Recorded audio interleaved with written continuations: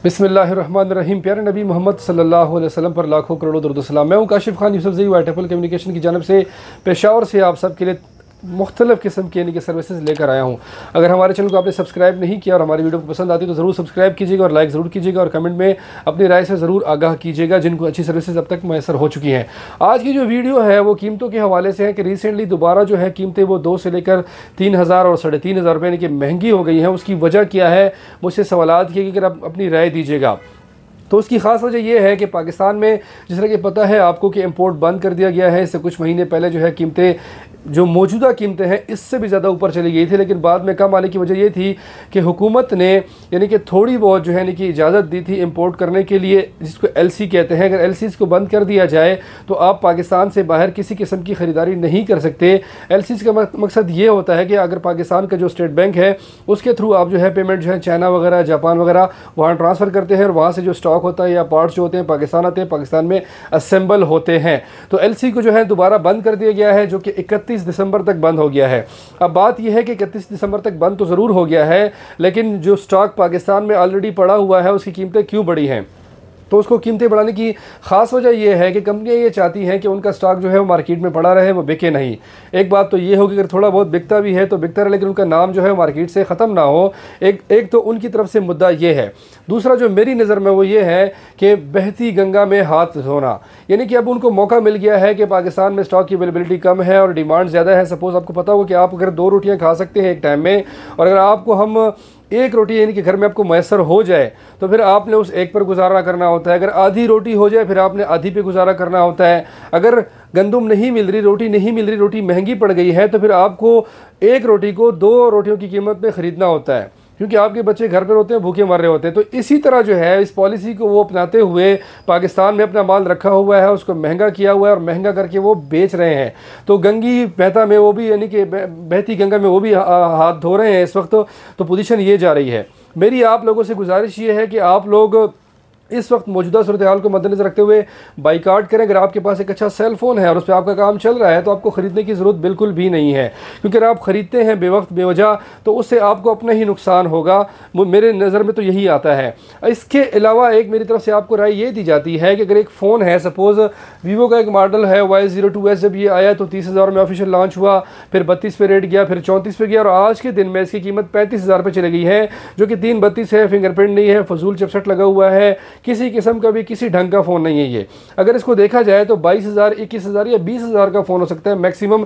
इससे ज़्यादा का फ़ोन ये बिल्कुल नहीं है। 35,000 में कोई किस तरह ख़रीदे?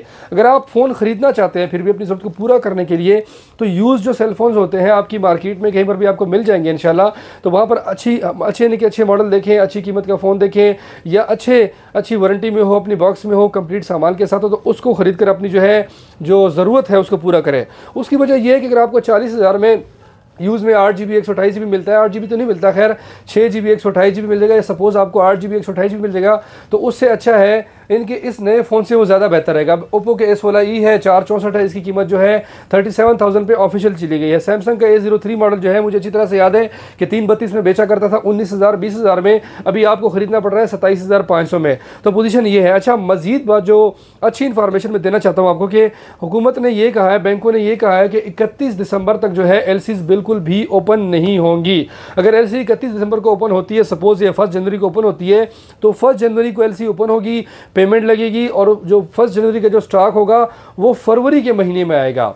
तो नवंबर, दिसंबर, जनवरी और फरवरी, यानी कि नवंबर तो चला गया, दिसंबर, जनवरी, फरवरी। अगर दिसंबर के बाद जनवरी में एलसी ओपन होती है तो जनवरी का जो माल होगा वो फरवरी में पाकिस्तान में इंपोर्ट होगा, क्योंकि 40 दिन पहले जो है वो पेमेंट लगती है और 40 दिन के बाद जो है वो जो स्टॉक है पाकिस्तान की सरहदों पे आ जाता है और पाकिस्तान की फैक्ट्रीज में आ जाता है असेंबलिंग के लिए। तो मज़ीद जो खदशात ये हैं मेरी तरफ से, जो यानी कि जो मेरा जहन कहता है, जो मैंने कि आपको बताना चाहता हूँ वो ये है कि हो सकता है दिसंबर में मज़ीद कीमतें और भी बढ़ जाएँ, जनवरी में हो सकता है कि मज़ीद उससे भी ज़्यादा बढ़ जाएं। तो अगर अभी आपने परचेजिंग की हुई है तो खुदारा बस उस पर यानी कि कायम व दायम रहे, अपने मोबाइल को चेंज बिल्कुल ना करें। और अगर आप ख़रीदना चाहते हैं तो समहाउ जिन फ़ोन्स की कीमतें अभी तक नहीं बढ़ी हैं, सैमसंग का जो फ़ोन है A32 उसकी कीमत बढ़ गई है, 57,000 पे चली गई है। अब मैंने पिछली वीडियोस में कहा था कि इसकी कीमत बढ़ जाएगी। अब A32 की जो कीमत की बढ़ने की जो खास वजह है वो ये है कि ये मॉडल जो है पाकिस्तान में डिसकंटिन्यू हो गया है। डिसकंटिन्यू हो गया है, लेकिन जो स्टॉक अभी कंपनी के पास अवेलेबल है तो उस स्टॉक पर वो मौजूदा सूरत हाल को मद्देनजर रखते हुए उस कंपनी जो है वो पैसा कमा रही है। तो अगर कंपनी पैसा कमा रही है तो वो इस वजह से कमा रही है कि आप लोग और हम लोग ख़रीदते हैं, इस्तेमाल करते हैं और हम लोग पैसा डालते हैं। तो अगर ठीक है, अगर आप पैसे वाले हैं, आपके पास पैसा है, आपको फ़र्क नहीं पड़ता, एक फ़ोन अगर आप 30,000 का फ़ोन है आप 50,000 में ले लेते हैं, लेकिन एक बात को ज़रूर गौर फिक्र रखिएगा कि आपके 50,000 लेने से होता क्या है, एक गरीब बंदा, या गरीब की बात नहीं करते, ज़रूरतमंद बंदा अगर वो 30,000 का फ़ोन ख़रीदना चाहता है लेकिन वो 50,000 पे चला गया है, और अगर आप लोग 50,000 में ख़रीद रहे हैं तो कंपनी भी जो है वो मज़े ले लेती है, उनको भी नशा चढ़ जाता है, तो फिर वो 50,000 से कम नहीं करते। तो अगर हम बाइकआउट करेंगे इस वक्त सब मिलजुल कर इंशाअल्लाह रहमान, तो उससे हमें बड़ा फ़ायदा होगा। अब मेरा कारोबार है अल्हम्दुलिल्लाह, मुझे ऐसा नहीं करना चाहिए, लेकिन रिज़्क़ का जो वादा है वो अल्लाह ने किया है, रिज़्क़ अल्लाह से ही मिल रहा है, मुझे कहीं और से नहीं मिल रहा। अगर यहाँ से नहीं हो तो कहीं और से मुझे ज़रूर मिल जाएगा। तो ये मैं इस यानी कि ईमान के साथ आपको कहता हूँ, अगर आप लोग बाइकआउट करेंगे इंशाल्लाह, पाकिस्तान में सपोज़ 1 लाख फ़ोन सेल होते हैं पर मंथ में, 1 लाख होते हैं या 2 लाख होते हैं या 3 लाख होते हैं, अगर उसकी एक्टिवेशन जो है, उसकी सेल जो है वो 20,000 पे आ जाए, 15,000 पे आ जाए, 10,000 पे आ जाए, तो लग पता जाएगा कंपनी वालों को, तो वो ऑटोमेटिकली जो है वो प्राइसेस जो है वो डिक्रीज़ करना शुरू कर देंगे। क्योंकि मुझे अच्छी तरह से पता है, जब यानी कि सेल्स वगैरह बीच में नहीं हो रही थी तो कंपनियों ने बीच में, अगर आपको याद हो, 1-2 महीने 1.5 महीने पहले कीमतें कम कर दी थी। फिर वो कह रहे थे कि जी LC खुल गया, LC खुलना तो बात की बात थी, LC खुलने के बाद 40 दिन के बाद स्टॉक का आना था, लेकिन सेल कम होने की वजह से कंपनियों ने का जो रेट्स थे वो कम कर दिए थे।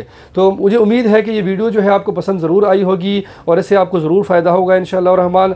तो मैं हूँ काशिफ़ खान यूसुफ़ज़ई, जिस तरह मैंने तारुफ़ किया आपके साथ, मेरे भाइयों के लिए भी दुआ कीजिएगा और मेरे लिए भी स्पेशल दुआ कीजिएगा और पूरे पाकिस्तान के लिए दुआ कीजिएगा। और एक बार फिर कहना चाहता हूँ आपको इस वीडियो के अख्ताम में कि इस्तग़फ़ार ज़रूर पड़ेगा, डेली की बेस पर 100 बार कम अज़ कम इस बुनियाद पर पड़े कि हमारे जो मुल्की हालात हैं, मईशत हालात हैं, वो सिर्फ़ अल्लाह के निज़ाम से और अल्लाह से ही ठीक होना है, इंसान से कुछ नहीं होना। तो बाकी अल्लाह खैर सलाह। अस्सलाम वालेकुम, मैं हूँ Kashif Khan Yousafzai, White Apple Communication Peshawar की जानिब से।